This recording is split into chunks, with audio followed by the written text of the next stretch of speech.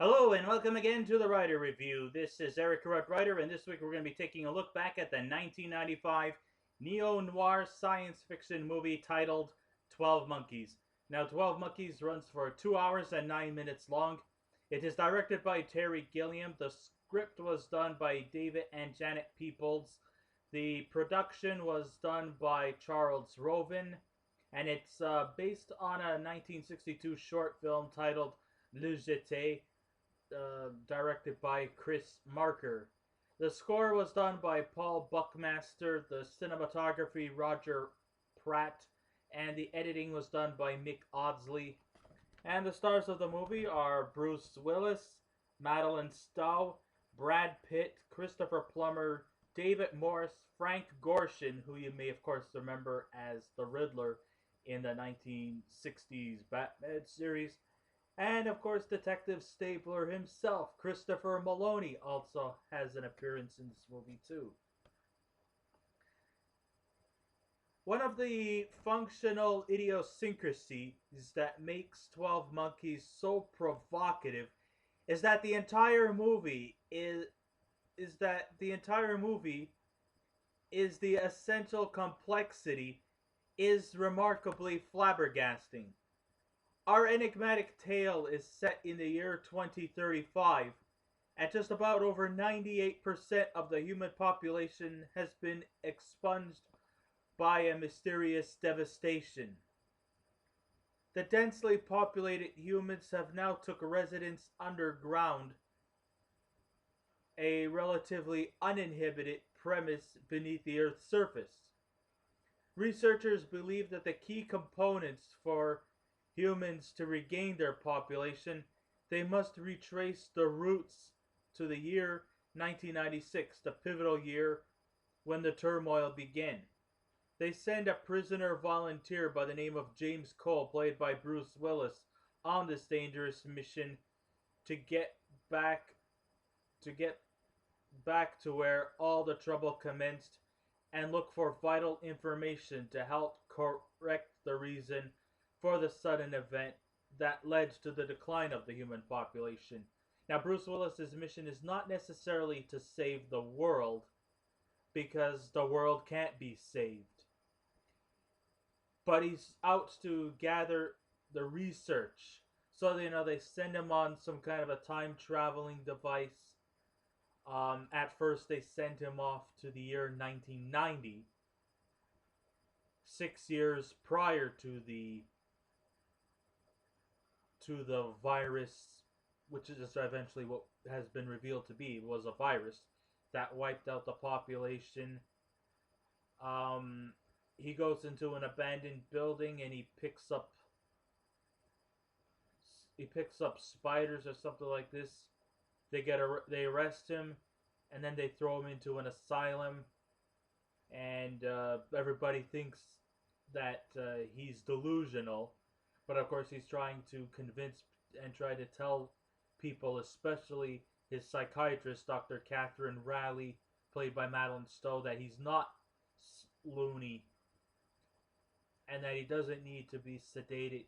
He is a time traveler out on a mission. Of course, he's telling them that, in 6 years' time, the human population is about to be virtually almost semi-non-existent. And he wants to sort of get to the bottom of where it is, of how it started. I know he can't save the world because the world can't be saved, but he still needs the vital information. Of course, they don't believe him, so they throw him into an asylum. And then when they place him in some kind of an interrogation room or something like that, they notice that he just virtually disappeared without a trace. So they end up becoming baffled. And then these scientists from the future, or their year, 2035, transfer him, and they temporarily sent him back to World War I, where he eventually got shot in the leg.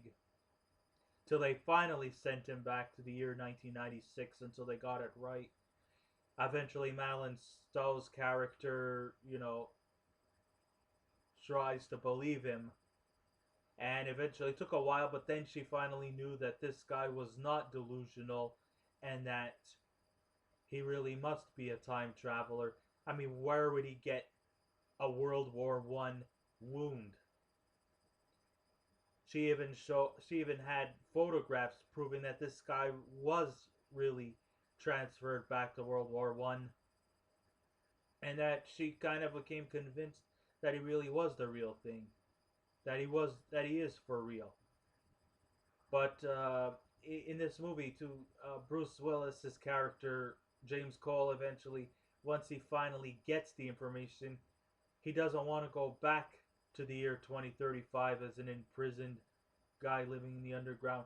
He wants to stay in 1996 because he doesn't want to live that kind of life.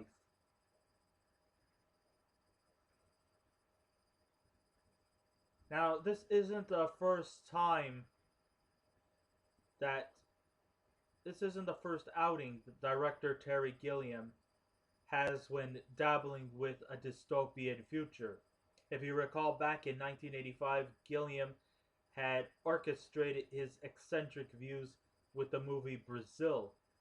He still utilizes with bizarre, futuristic mechanical apparatuses here, and the surreal visuals are surely likely to caress your intrigue with along with a Baroquean style cartoon puns that are somewhat reminiscent to his Monty Python days.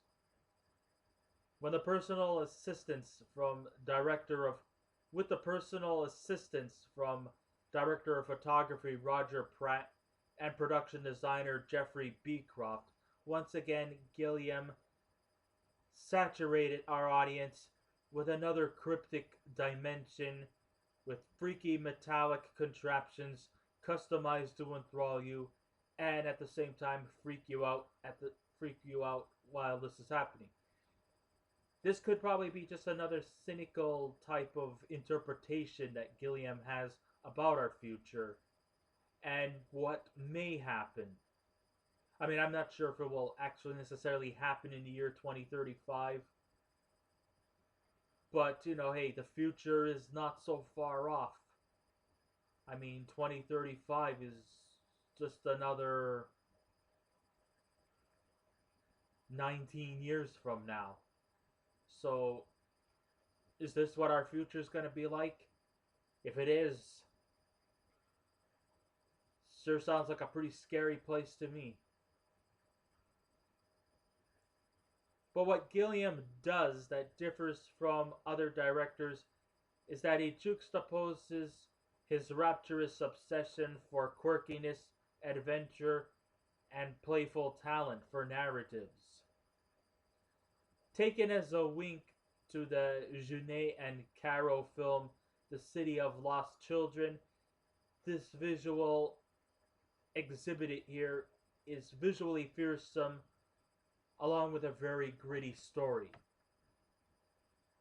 Cole feels that he's been transported 6 years prior to the devastation, and his mission is in search of the army of the 12 Monkeys, a faction of scientists from the future who has revealed an intoxicating virus that led to the current problems.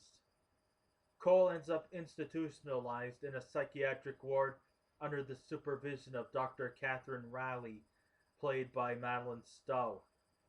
When she listens to his assignment, she thinks he's lost it and demands to get medicated. He manages escape when he gets warped back in time thanks to his futuristic keepers. Not completely defeated, Cole had managed to seek answers from an inmate who went by the name of Jeffrey Goins, played by Brad Pitt, a schizophrenic individual who's also a devoted animal protector. He's an animal rights activist. What he does is purely unusual. He goes into a Philadelphia zoo and he lets all the animals run free. So that kind of explains to you why there were animals running around all over the place. There was even a scene where Cole walks into an abandoned building and all of a sudden you see this huge bear snarling at him. Pretty freaky stuff, if you ask me. Surreal. Transported to 1996, Cole finds that Jeffrey's father, Dr. Goines, played by Christopher Plummer, is a well-known virologist who's been experimenting with animals. When Dr. Riley decides that Cole is not insane, she decides to go with him on assignment, on his mission, which is to get to the bottom of this whole devastation that almost wiped out the human race. During Cole's missionary duties, there seems to have been like this recurring childhood flashbacks which seem to haunt him for reasons unknown. Until the end, keeping us guessing by scriptwriters David and Janet Peoples, we come to the conclusion that futuristic scientists are often misguided with what happened in our time frame. Like many of Gilliam's other films, it never feels like any of the films he makes look recycled from other films, which is to me the highest compliment. But as a specialist in his craft, Gilliam knows how to really connect well with his respected performers. Brad Pitt, who was at the time becoming an up-and-coming movie star, showed more exuberance here than his incredible supporting performance in Thelma and Louise. Not to say his performance in Thelma and Louise wasn't bad, but here he really truly shines as a loopy guy who's on the brink of insanity. He was fun to watch. Yes, it was sometimes hard to get into his psyche because at times he may have been a bit incoherent. But a lot of the things make sense, even though you're probably not meant to take him seriously. But, you know, he's still fun to listen to. And he was a pretty enjoyable character nonetheless. It's a shame that he didn't get nominated for Best Supporting Actor, but, you know, it goes to show you that the guy was not playing this movie for looks. As Goins, we could see Pitt was starting to show that he was more primed for more leading roles. Even though this role is still a supporting role, and yes, over the years he's played leads, he's played supporting, but, you know, in the end, he has always proven to be quite an effective performer, and not just a guy who wants to perform for the sake of looks.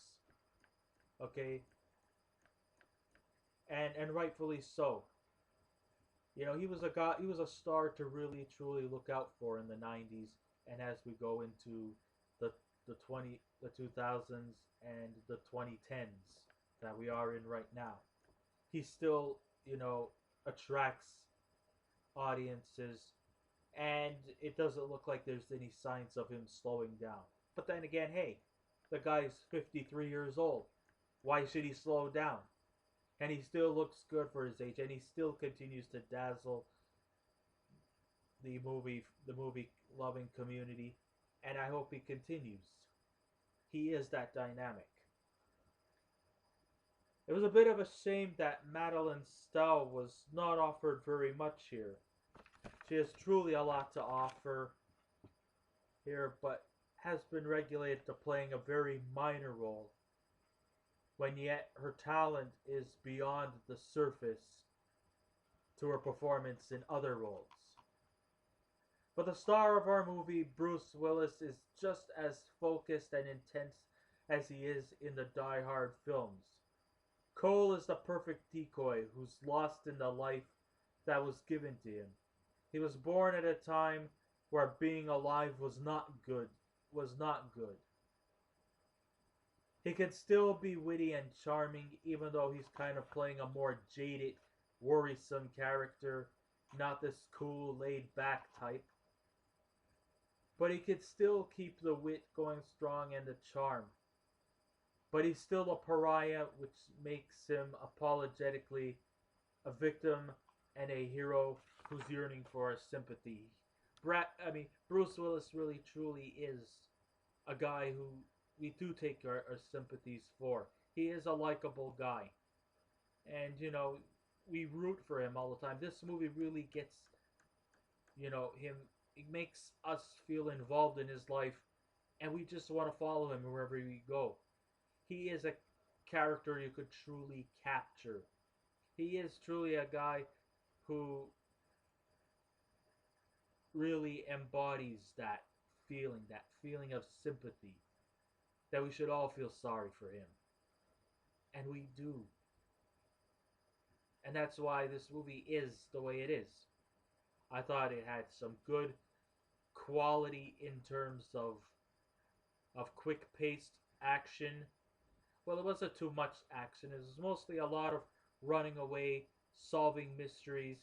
And yes, it's set in the future. And yes, it is kind of a dark and gloomy atmosphere that we are seeing.